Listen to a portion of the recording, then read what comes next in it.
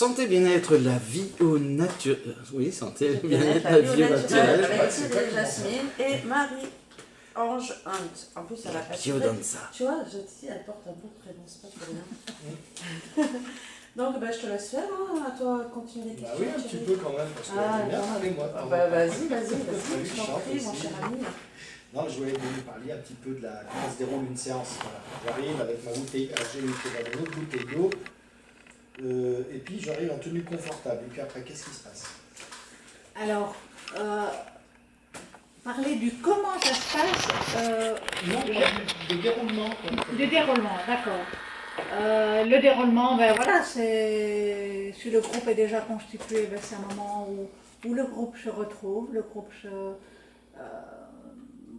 retrouve son espace à lui finalement, hein, les liens qui ont pu se créer au fur et à mesure du temps. Ça commence avec un espace qu'on appelle la parole viventielle. C'est un moment où chacun peut dire comment il se sent. Il va parler en jeu. Voilà, avec quelle couleur il arrive aujourd'hui. La personne parle. Oui, parle d'elle-même. Alors, ça ne doit pas être long, hein, c'est juste un espace qui permet d'exprimer ce qu'on ressent à l'intérieur.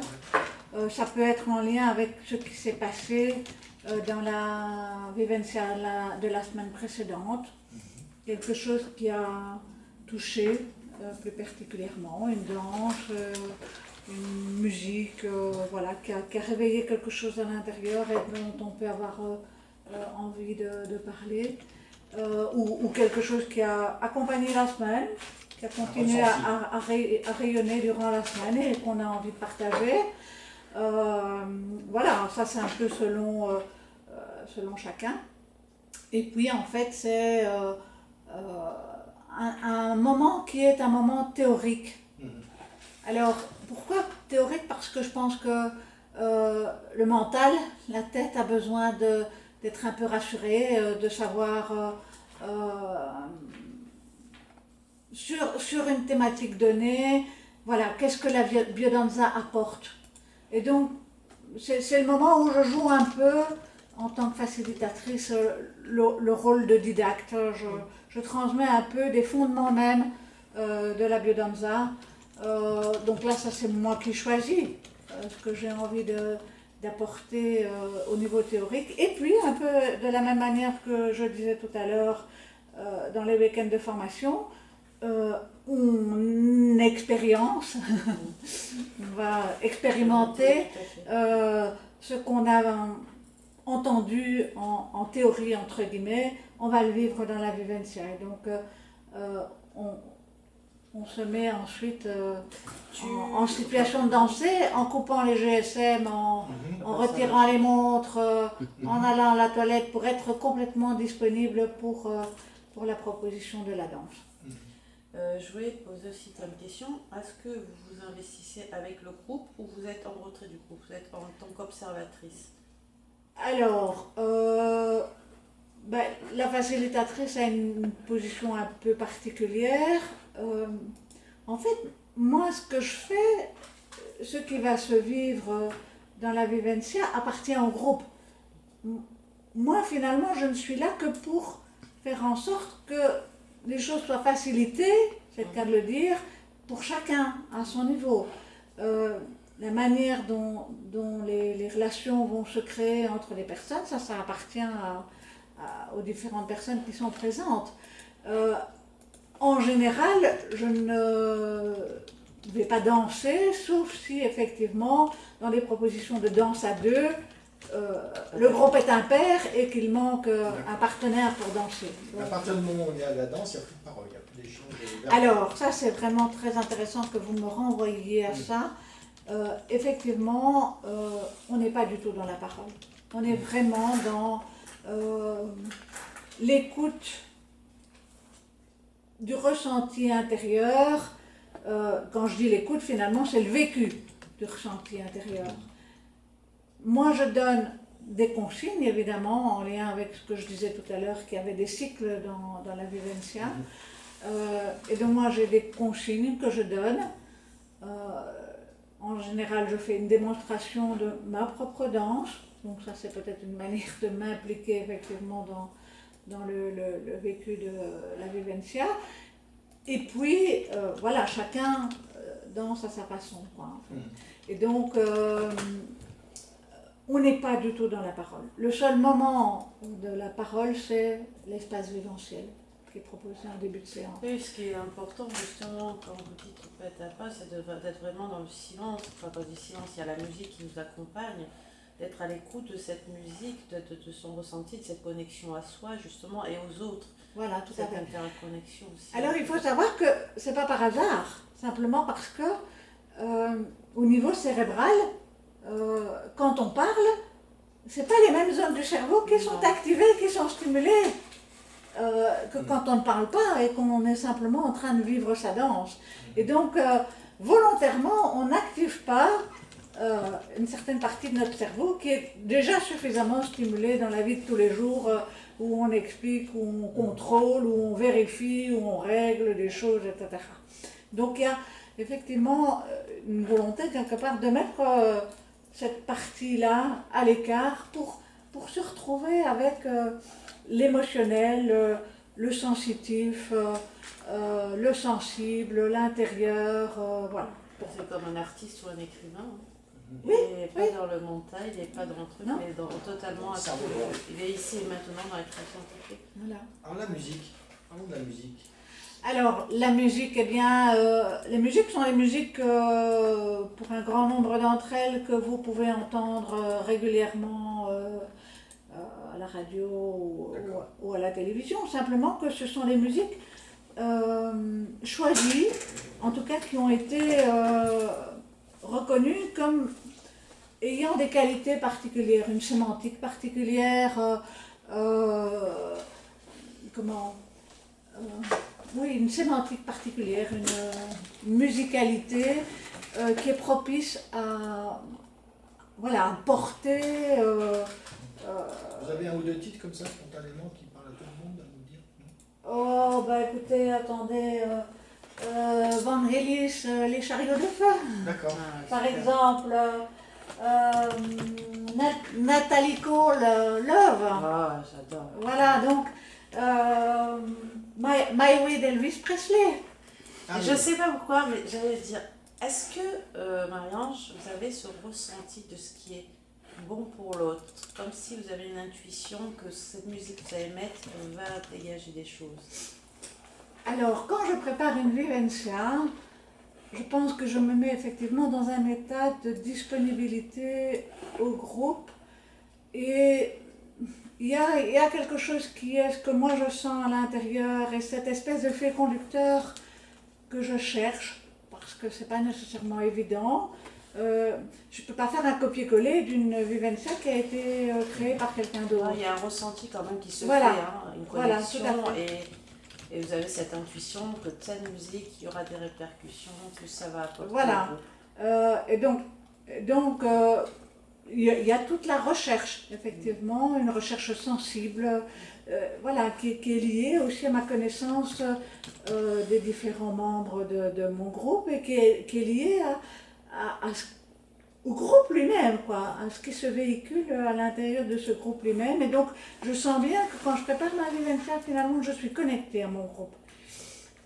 Maintenant, ben voilà, je suis effectivement toujours en train d'apprendre. Et par exemple, lundi, en supervision, on n'a pas la chance infuse comme ça. Et donc, Géraldine me disait, ah, tiens, tu peux améliorer encore ton choix de musique, etc. Et donc, ça, c'est intéressant parce que voilà, ça m'amène à être encore plus à l'écoute des musiques, à sentir est-ce que c'est une musique de terre, est-ce que c'est une musique d'air, est-ce que c'est une musique d'eau, Oui, est-ce que c'est une musique de feu, etc.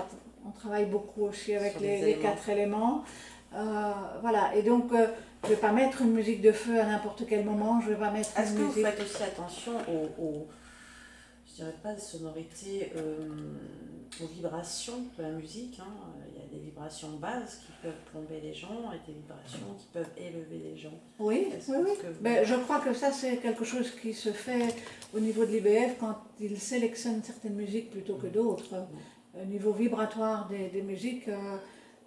Donc ça c'est un travail que nous on ne doit pas faire. Je ne peux pas apporter d'autres musiques que celles qui me sont recommandées. Voilà, tout à fait. Ah d'accord, il y a un cadre pour ça. Il y a un cadre pour ça, oui, tout D'accord. à fait. Et donc c'est intéressant qu'il y ait un cadre. Ah oui, Oui, parce que et- c'est vrai et- qu'au niveau, voilà, c'est comme la danse, comme la musique. et comme il voilà. faut sortir du cadre, des fois, c'est intéressant de pouvoir mettre d'autres musiques. Eh bien moi je sens que le cadre il est très juste.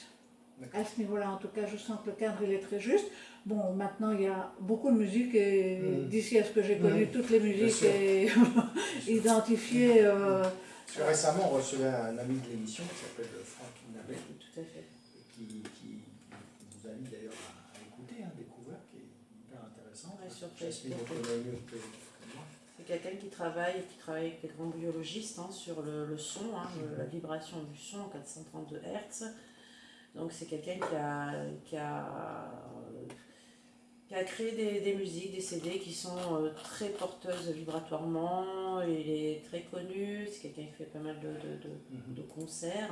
Il a créé lui-même ses instruments qui sont hors normes, avec des sons vraiment où il est au plus juste du son. Il travaille avec des biologistes, des physiciens sur la physique quantique justement par rapport au son vibratoirement, et sur la thérapie aussi par rapport à comment les gens réagissent.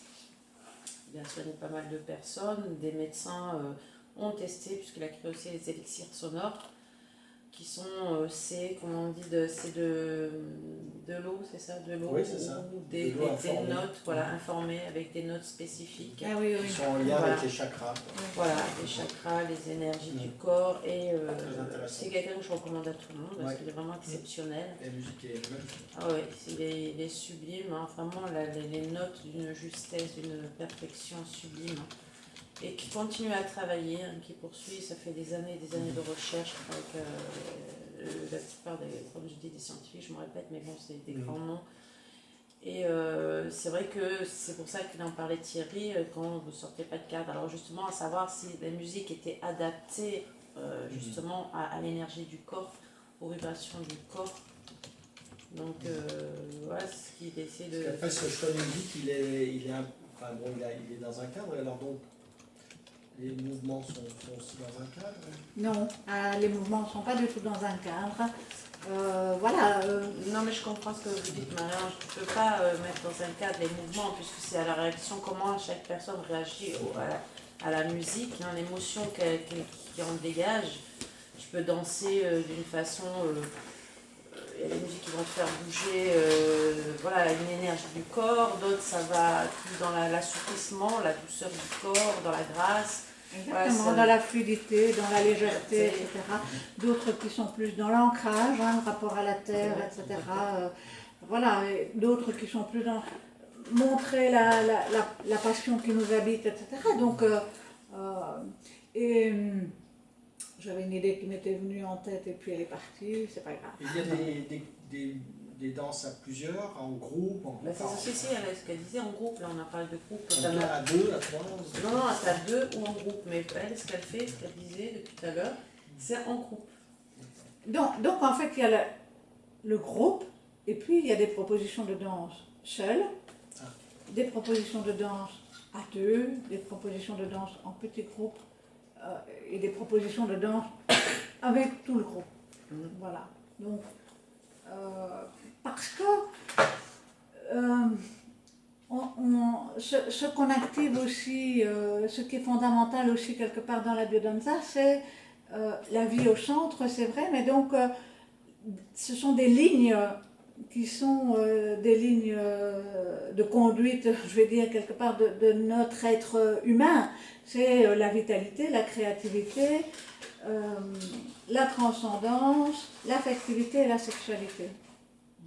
Et donc, c'est ce qui nous constitue vraiment en tant qu'être humain. La vitalité, ben forcément, c'est ce qui fait qu'on est voilà, investi, qu'on a de l'énergie, qu'on a envie d'aller, de faire des choses, etc. La créativité, c'est ce qui fait que on a envie d'innover, d'aller découvrir des espaces qu'on ne connaît pas, etc.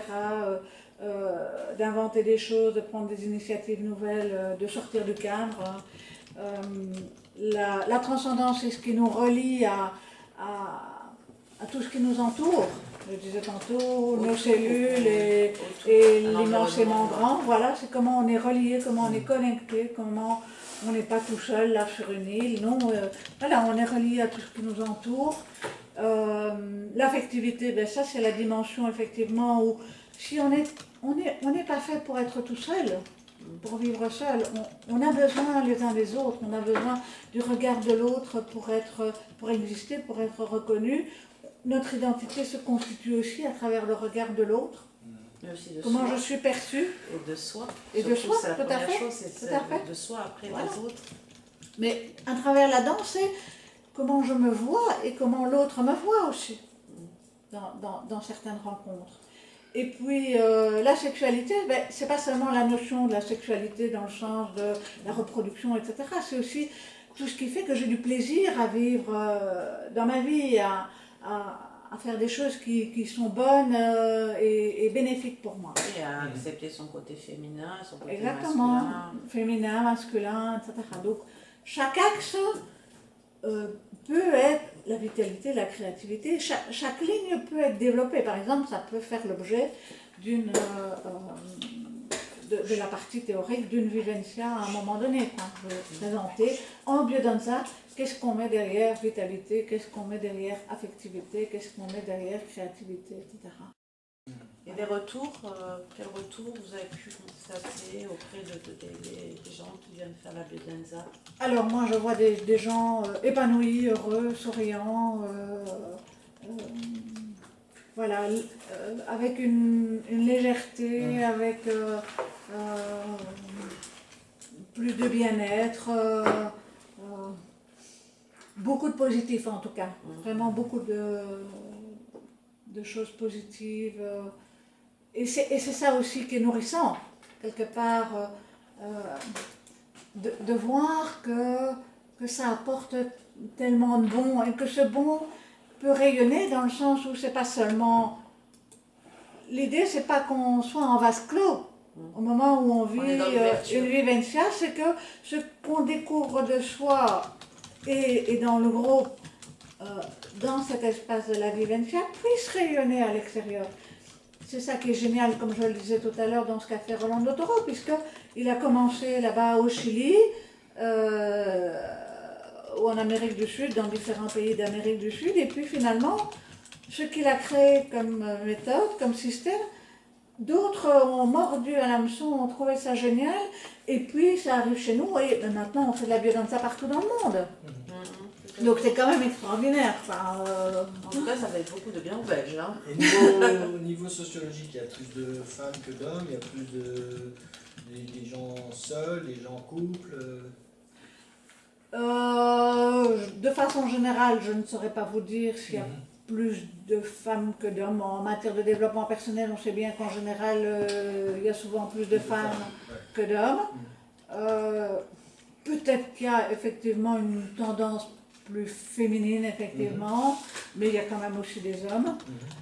Il y a des gens en couple, il y a des gens célibataires.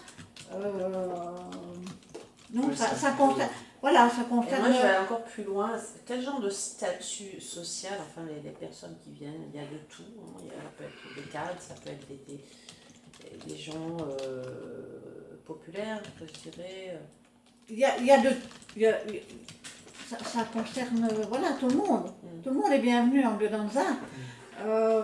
Bon, alors peut-être qu'un peu comme dans tout ce qui concerne le développement personnel, on va dire qu'il y a une tranche de population qui plus spontanément va aller vers ce type d'activité. Moi, j'aimerais bien évidemment que d'autres personnes puissent aussi vivre ces expériences-là. C'est le côté assistante sociale qui parle. C'est qu'évidemment, je pense que voilà, il y a beaucoup de personnes pour qui ce serait vraiment bénéfique. C'est abordable financièrement, la biodanza, ça coûte combien?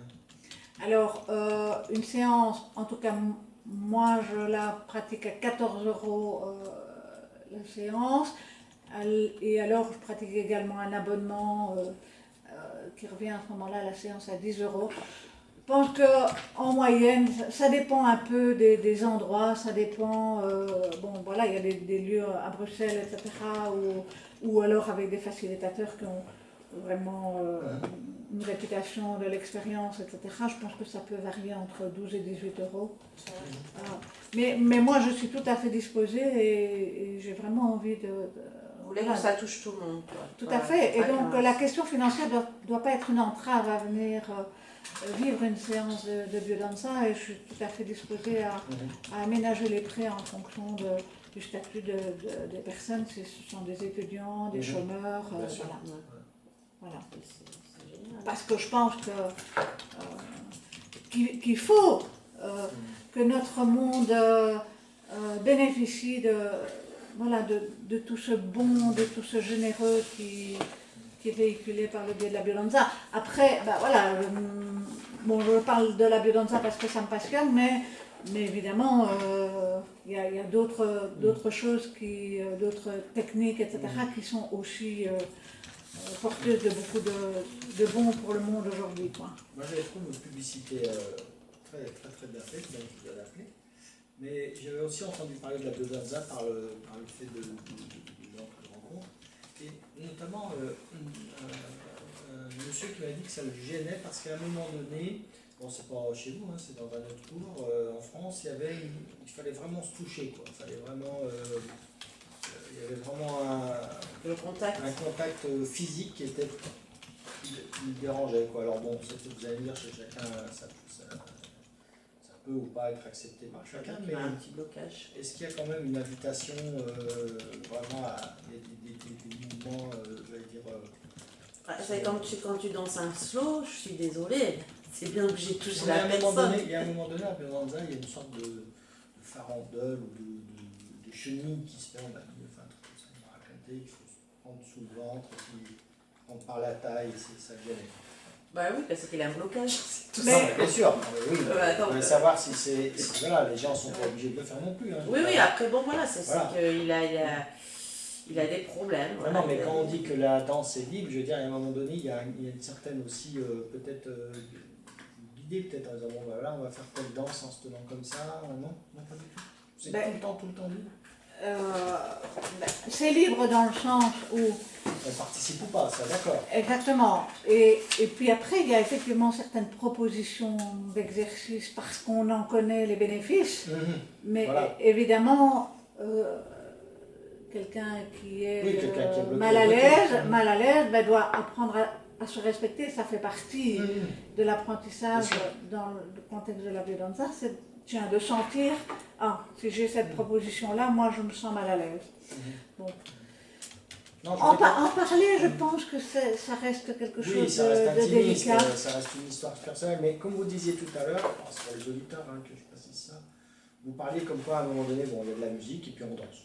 Voilà, on danse. On a l'impression quand on entend ça que finalement, bon, voilà, puis on danse chacun de son... Enfin, on peut danser à 2 ou 3 devant la main comme ça, mais on n'a pas l'impression qu'il y a vraiment, entre guillemets, pas des exercices imposés, je ne sais pas comment dire, mais des propositions d'exercices un peu imposées. Si. Donc c'est ça, vous devrez un petit peu, on en parle un peu plus quand on impose, enfin qu'on propose un exercice, on dit voilà, bon, on va se mettre comme ça, on va se tenir par l'épaule, par la main, bref. Il y a bien un moment donné où il y a une sorte de thérapie là derrière, il y a une sorte de recherche de quelque chose. Comme vous disiez, on connaît les bénéfices de, par exemple, si on se prend dans les bras l'un de l'autre, on va avoir nos poitrines l'une contre l'autre, on va sentir des sensations différentes que si on tient par le bout des doigts, etc. Donc il y a bien une proposition quand même à un moment donné qui va un petit peu plus loin que la simple danse libre sans guidance. Alors,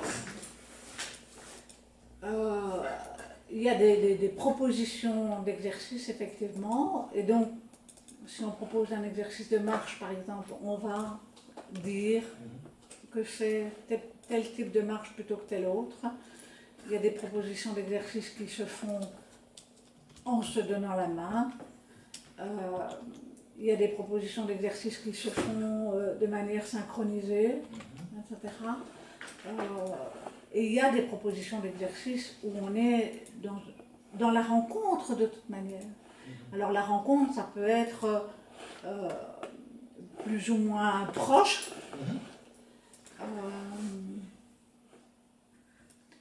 C'est vraiment un chemin. On ne va pas proposer ce type de choses, ce type de proximité-là, d'emblée non plus. Parce que c'est vraiment aussi le groupe. C'est le groupe qui va permettre d'être plus en harmonie, d'être plus... Oui, il y a une harmonisation. Il y a une harmonisation qui va s'installer. Il y a une confiance qui va s'installer. Une sensibilité aux uns et aux autres.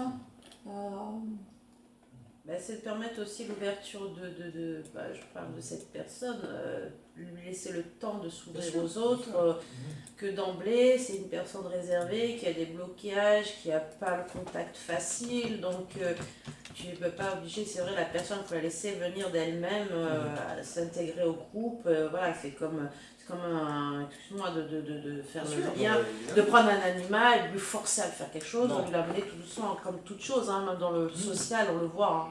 Il faut d'abord avoir la confiance des personnes que vous recevez avant de...